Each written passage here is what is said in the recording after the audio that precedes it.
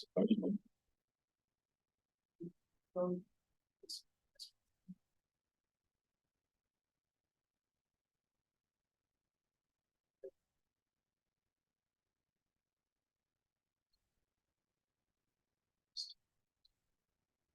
last time we talked, I give you two examples and to illustrate and how to use the J equation and to calculate the J. So these are the two examples I give you, right? Do you remember, guys? So this is because we know that the J integral is independent upon the path you just select. So that's the reason when you select the path, I would just always select rectangular one. Right? Rectangular one, horizontal, vertical, horizontal, vertical. And then horizontal one, dy equals 0, right? So you can simplify a lot. I give you these two examples. And then we talk about how people calculate the J experimentally. What I just showed you is how people calculate how we calculate the J based on the theory equations.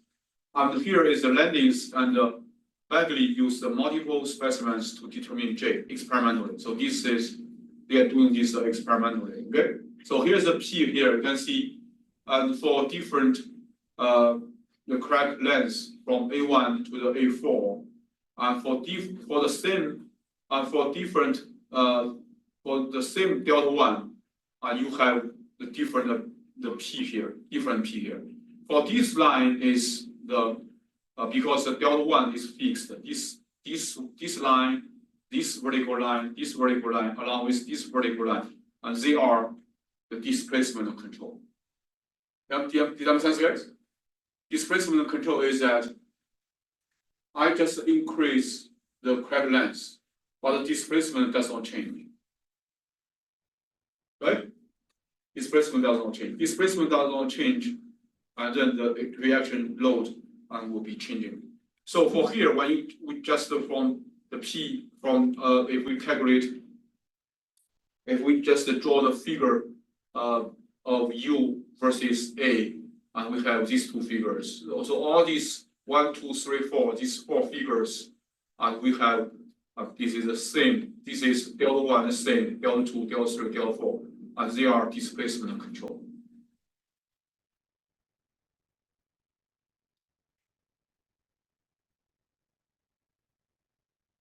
Yeah, I just refer to memory. Okay, so for this is a load control, and for this is a load control. Load control. For load control, the J is defined as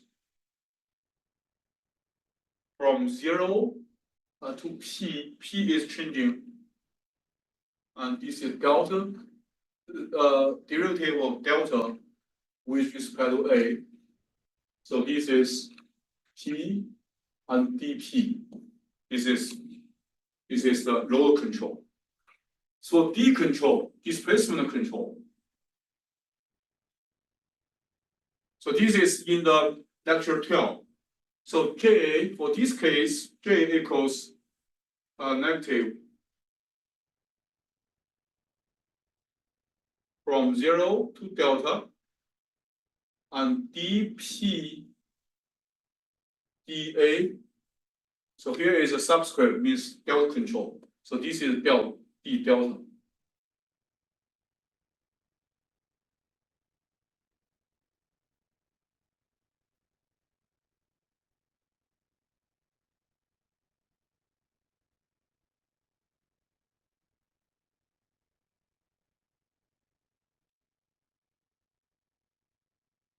For D control, you can this is our original one. So this is the P with respect to A. So this is the delta. So this equation is original one, du from the definition. Because the D control, there's no external force, so no external force, no external load, and pi equals U. You still remember? and pi equals u minus w. When w equals 0 means pi equals u, and then j equals negative d pi and dA and equals negative and du dA. Right? So because for the D control, no displacement, and as a result, W, this is work done by external force.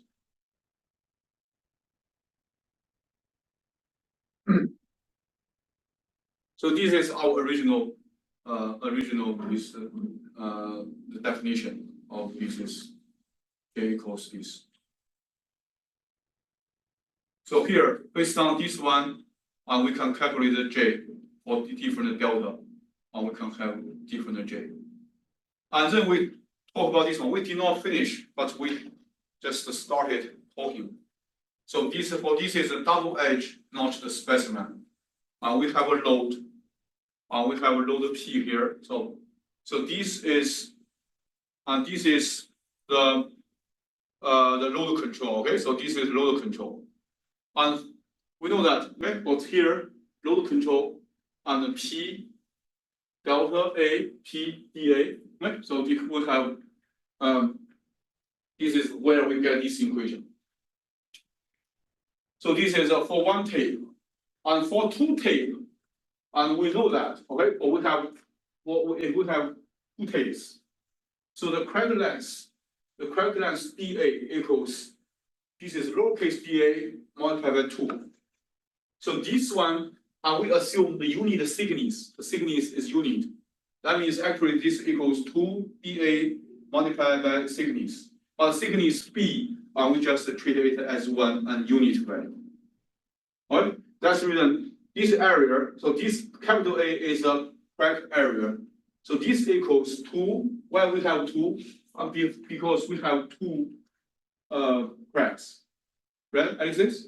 So this is one crack, so this is another crack. We have two double cracks. So then we use this equation. J, okay, so this is the J 0P d delta dA P dP, right? So this is why with a half here? Because we have the two tapes, two cracks. There are two cracks.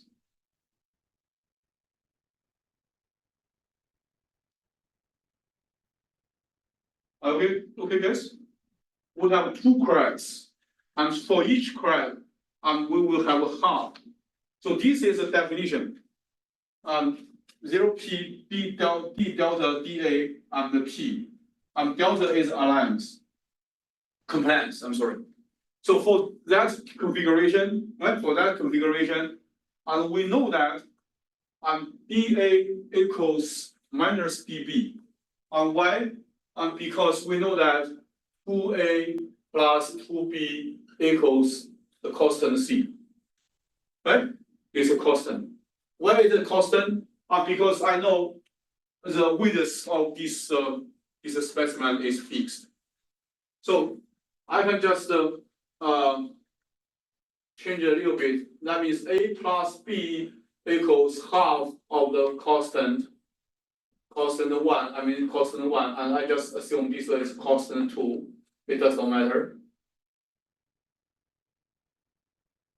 The constant 2. So you can see A, B. If A changes, the B will change in the opposite direction. Right? You understand, guys? So that's the reason we have this is dA. That means because this guy is constant, that means we have the change of dA dB equals 0, right? Because constant, then dA plus dB equals 0. That's the reason dA equals minus dB. So that is how we get it here. We just change the B is a ligament, 2B is the length of the ligament. And we have just a change here, okay? So because dA equals dB, this equation we can change, substitute the B inside, and we have a minus sign here. So everything is the same. Everything is the same. And now because the plasticity is playing a role, like how big the role is, we just think this is the plasticity, the dominance, not dominance, the significant plasticity. And then we can get this delta, okay? This delta equals delta elastic plus delta plastic. Right? So this one can be this delta, the total delta can be decomposed into elastic one and plastic one. And then so this is integral can be written as is a delta. Okay, so this is delta elastic for elastic part, and we know that the J equals Ki squared divided by E prime. E prime is the effective Young's modulus. That is dependent upon whether it is plastic strain or plastic stress. Right? And then now we only have the second part, minus half, 1/2. For here, this is delta PL, delta PL. Delta PL with respect to B. So this is for the load, for the this is load control. This is the deformation. Any questions regarding this step? No question, right? I will just assume is the total delta equals elastic part and plastic part. And then we take a look at, then for the elastic part, we know for elastic part, and we very clear J equals Ki squared divided by E prime. So we just substitute this one here. But for this second part, which is from the plastic, so here is we still, but this the change. This is the derivative of delta PL. So we know that, right? The delta PL is a function of load P, how big is the P you apply. A is the crack length, how big is the crack length. And the B is the length ligament, the length of ligament, and the material parameters.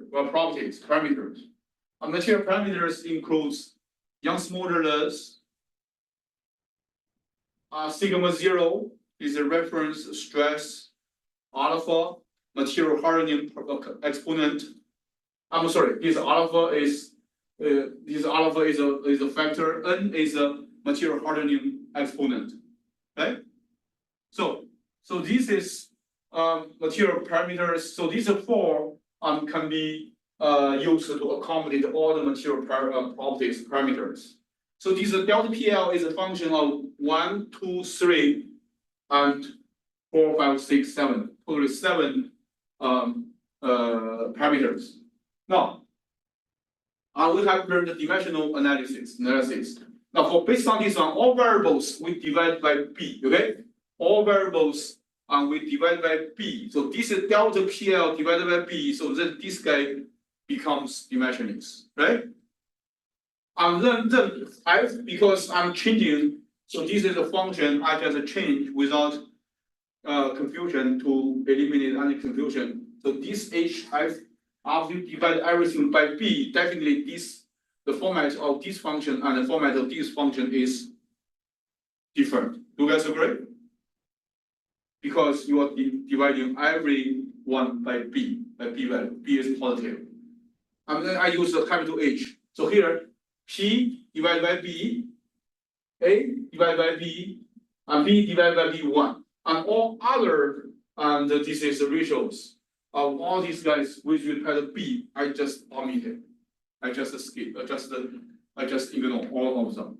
Now, that means my delta PL can be written as H function, H, which is a function of P over B, A over B, 1. And we have, this is 1, okay, I just delete it. And we can have H, P over B, comma, A over B. So delta PL are just multiplied by, multiply both of these two sets by B. I can get delta PL multiplied by B, H, PB, APB. Questions?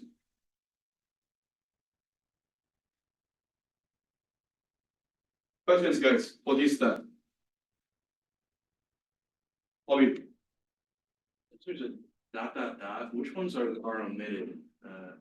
Da means E divided by B. Okay. Sigma 0 divided by B, alpha divided by B, N divided by B.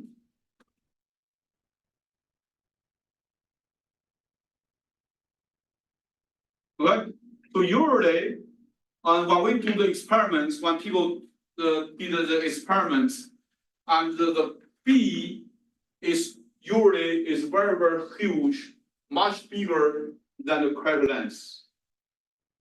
As a result, so this guy is very small, we omit it also. So that means delta PL is a function of B, can be written as a half of ligament B multiplied by H, the function, and P over B. Do you guys agree?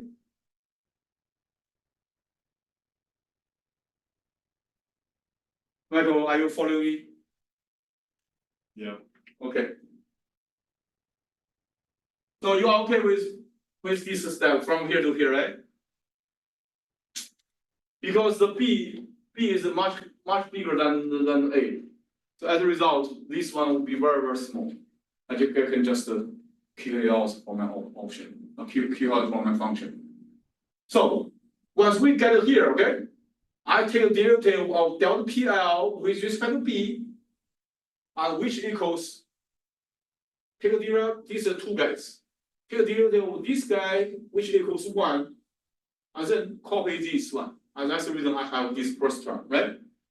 Second term, copy this guy here, and then I take the derivative of second one, and with respect to B, that means B, H, prime, PB, right?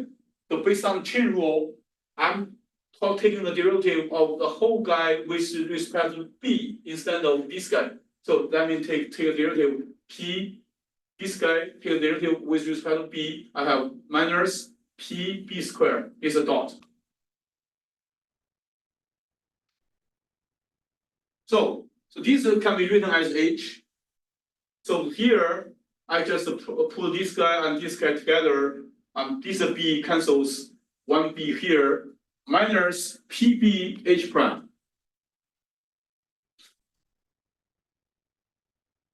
Sorry guys, I'm thinking I'm confusing you. You guys okay, right? Follow me closely.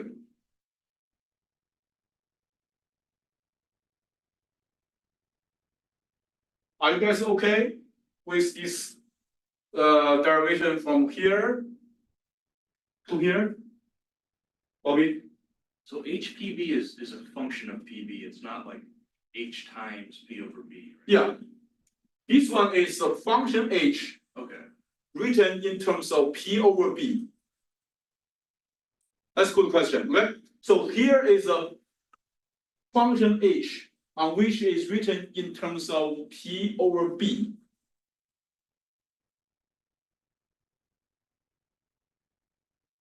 What's the H prime?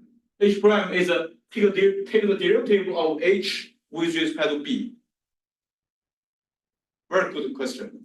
The H prime means I take the derivative of a whole function H over B. That's the reason I have H prime. Why I have H prime is this B, okay? So this is one thing. This is one thing, H prime. Why I have this one? Because the chain rule. So this function is written in terms of P over B, right? But here I'm taking the derivative of the H function with respect to B, not with respect to P over B. That's the reason I have this one. This is dot. This is multiplication. This is multiplication. This dot means multiplication. And so here, this is H. I just throw PB. For simplicity, I just use H to denote this one. And here the P over B, because this is a B square. So this is a B. This guy cancels one B here. That's the reason I have P over B H prime. So this is minus sign here. So this is a dot. This dot means multiplication.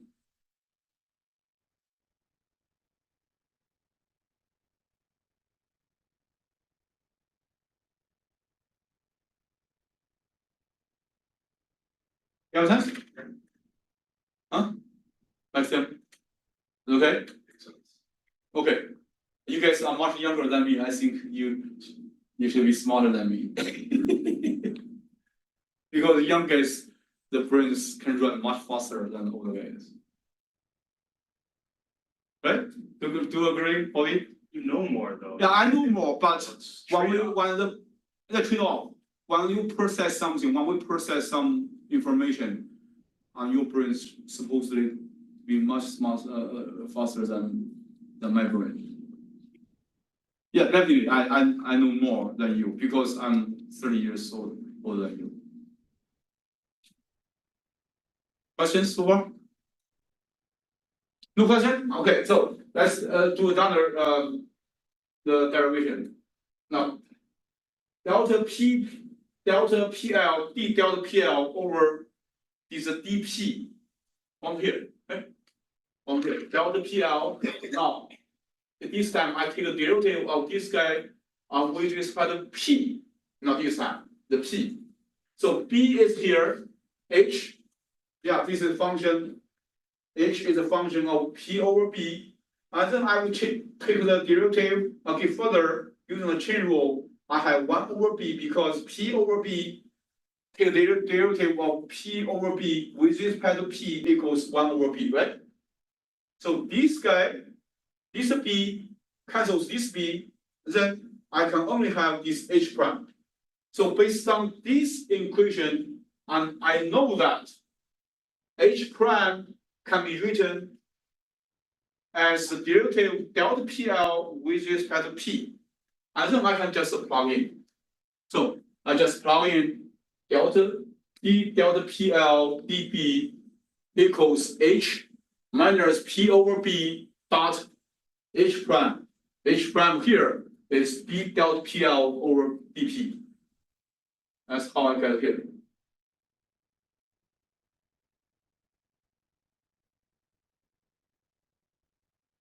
And then we come back to our definition of J. So dPL delta B P dP, right? Until do the integration, and then we just plug in over P. This is from 0 to P. P is low, and we just plug in. So this guy here and dP. So we have two terms. Integrand has two terms. One term, first term, second term. Then we just write them differently. 0ph dp minus 1 over b. What? 1 over b. The p is changing. The p d delta pl.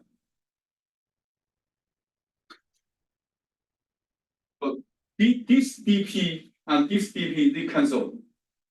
What? They cancel. So we have p d delta pl.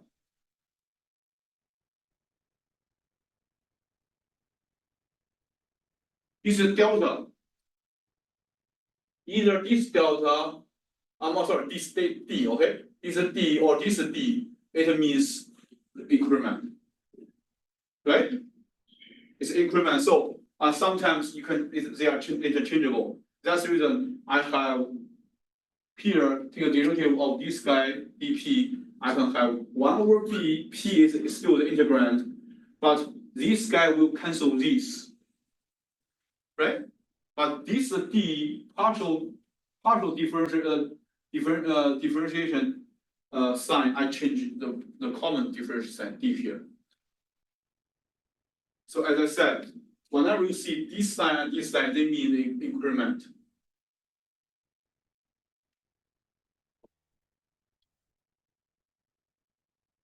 Questions so far? No questions? And here, welcome here. We need to do And to refresh your memory of the calculus. Right. So we know this equation from the calculus, right? Because u dv equals duv minus v du. Do you still remember this one? What do we call? Integral by parts. Yeah, integral by parts. Questions so far? You still remember integral by parts, right?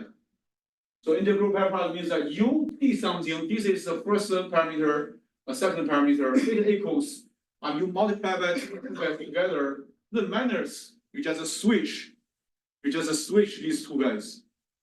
U dv, right guys? So this integration by parts. So as a result, this guy, right? This guy, this is one parameter p, so this is second parameter p. I can just second term can be written as 1 over b. See, this is the first term, first parameter, second parameter. We multiply them together. Then, so these two guys just switch the position. So delta PL dp on parentheses on another parentheses is skipped. Questions so far? As a result, right? So this is no here. Delta dp equals delta PL dp equals delta PL multiply p minus p integration p d delta PL. So we have here now. And then is the second one. And for the second one, okay, for the second one. And we will have b, okay? We put everything inside this is a parenthesis. 1 over b, so first one, this one, because the b is a constant, I can just put the b as a part of integram. I put 1 over b here, right? But you must be put a b here to maintain the value. Right guys? Why I take this one b out? Because you can see here. So I have a parameter 1 over b for the second term, but I do not have the parameter 1 over b for the first term. So because I want to put all these two guys inside the parentheses together. That means outside this is a parameter why I write outside of these parentheses I write 1 over b, but the first term you have got to write a b here, right? Make sure when this guy multiplied by this guy and still equals the original value. That's the reason. And when I put a 1 over b factor here and for the integrand, you must p multiply with the integrand by a b. That means this guy cancels this. Right? But the task is I just put these two terms inside the parameter parentheses. You understand, guys? So the second term equals 1 over b p delta PL, right? Because 1 over b is taken out. So this is a parentheses. So that means I have p multiplied by delta PL here. And second term, integration delta PL dp here. And I change the sign because there is a minus sign here. Are you guys okay? Huh? Are you guys okay? I'm sorry.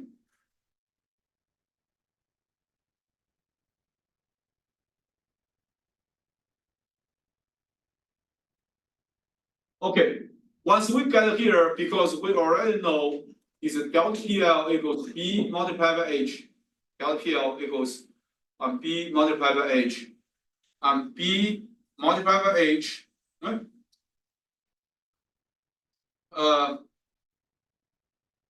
Delta PL equals B multiplied by H. So you can see P delta PL here, and then you here the H means BH means delta PL. Okay, so this is delta PL. Here is a delta PL, right? The two delta PL dP. Do you guys agree?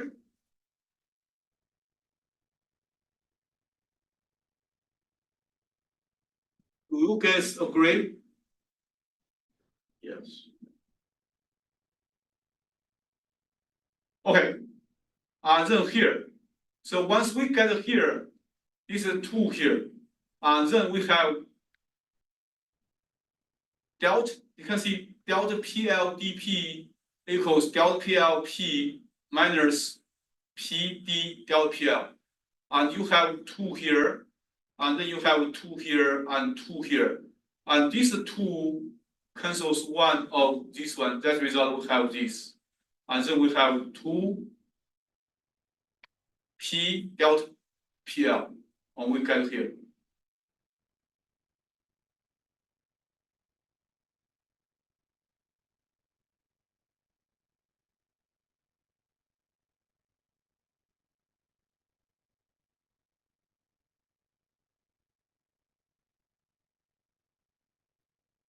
Questions? Are you guys okay from here to here? Who is not okay? Let me know. How can I know that? How can I know that, guys? Because this guy delta PL dP here, delta PL dP equals still use the integration by parts. So this is one parameter. So this is second parameter. This guy equals the multiplication of these 2 parameters, right? Then minus the integration, then you just switch the order of these 2 guys. Right? So let me write down. Guys. So it equals 1 over B minus P delta PL and plus and 2 delta L and delta PL, I'm sorry. Delta PL and this delta PL and dP. So this is where we are here. Now, this equals 1 over B P, I just copy this one, PL and plus 2, right? So 2 this guy, and this guy can be written as this one. Delta PL, right? Delta PL dP equals delta PL multiplied by P minus P D delta PL.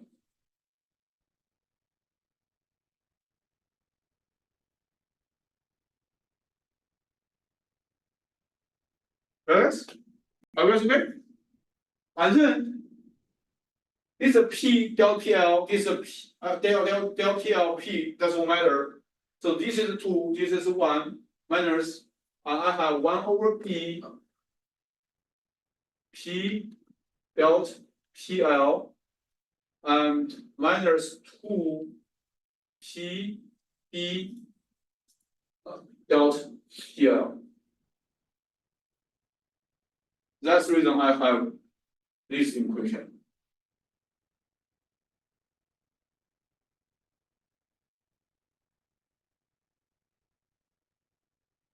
Right?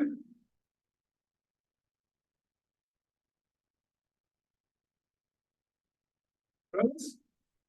And then, so this is over 0p, right? 0p, delta PL here. So this one equals, so this is elastic part multiplied by 1/2. We have 1/2 here, 1/2 B. And so there is, so here, you can see guys, we have 1/2 minus 1/2 parameter in front of it. That's the reason we have 1/2 B here, but these 2 guys, they are changing the sign because there's a minus sign in front of it. All right? Okay, some students might ask, Toma, what are you doing? Are you crazy? Just want to do something, derivation. So the J here, okay? And what I just did is want to show you guys on how we calculate the J and based on these known things. When we do the experiments, and what we have, and we know the P, we can measure the P, okay? We can measure the load. We can measure the load, and we also can measure this delta PL, the plastic part. And we get this one, and we can use this equation to calculate the J. You have sense? That's the reason I just did this derivation to show you on how this J is closely related to some variables that you can measure directly.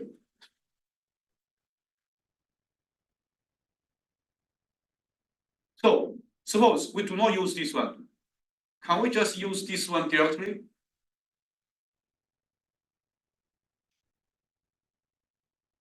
No, okay? This we cannot use this directly. But here we can. So this is one example. This is one for the double-edged, the bending notch, the double-edged notch, the displacement. Any questions regarding this one? No questions, and then we move on to the next one. Okay, we will do our best. Now it's 43 now. The Rice is very talented mechanics guy, professor, and they also the purpose for the method for this is how to calculate the J for the edge cracked plate. Now this time you can see this is edge cracked plate and the pure bending. This we have bending moment M here, and we have a crack length A, and the length of ligament equals B. The total width equals W. So half of this is the half of this plate is L, and this bending moment equals M. Right? So also let's decompose the rotation omega. Omega is the angle. So this is a plate, the bends when you apply this is a bending moment. So this decompose the total omega, total angular displacement into two parts. One is omega if there is no crack. And second one is rotation contribution because of a crack. So they just decompose the total angular displacement into these two. Okay? So we know that for this is load control, we know that J equals 0P d delta dA and P dP. So this delta is a displacement. Delta is a displacement. Okay? Delta is a displacement. Right? Yes. Yes. Delta is a displacement. So for this one, and we know the displacement, the relationship between the displacement and the load, corresponding load. And by analogously,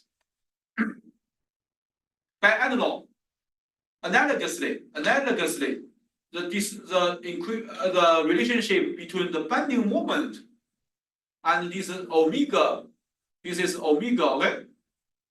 This is omega, and suppose we also have so this kind of the bending moment. When the bending moment increases, is omega p increases. So here, so this J can be written as from 0 to bending moment, total bending moment, final bending moment, and d omega c, and dA, and this dI. So this is right, this subscript M here. So this is analogously. Okay, so dimension this analysis with omega c, rotation contribution because of crack is omega c. So omega c equals definitely this guy is a function of You can see function of crack length, length of ligament, length of the half plate, W width, the Young's modulus, sigma 0 is the initial stress, nu is the Poisson's ratio, n is the hardening exponent, alpha is the factor, m is the bending moment. The bending moment, it is written in terms of in the Newton per meter. Okay, so this is standard one. And because it is the 2D, this is 3D, because the 2D, and so this guy's value equals Newton multiplied by meter divided by meter, then this gets Newton. So here in this context, the amps unit is Newton.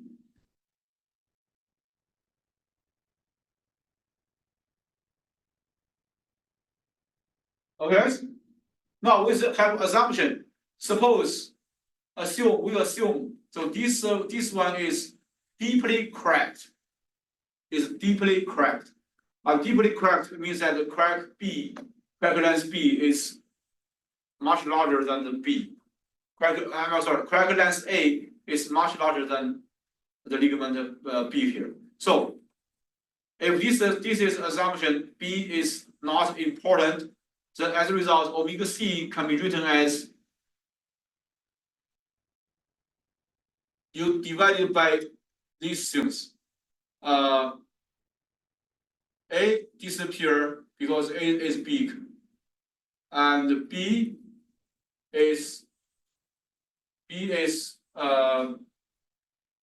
very small. Just ignore. We can divide all these things by sigma 0 B squared. So this is A here because the B squared, A is become a ratio, and sigma 0 B squared, E is because E the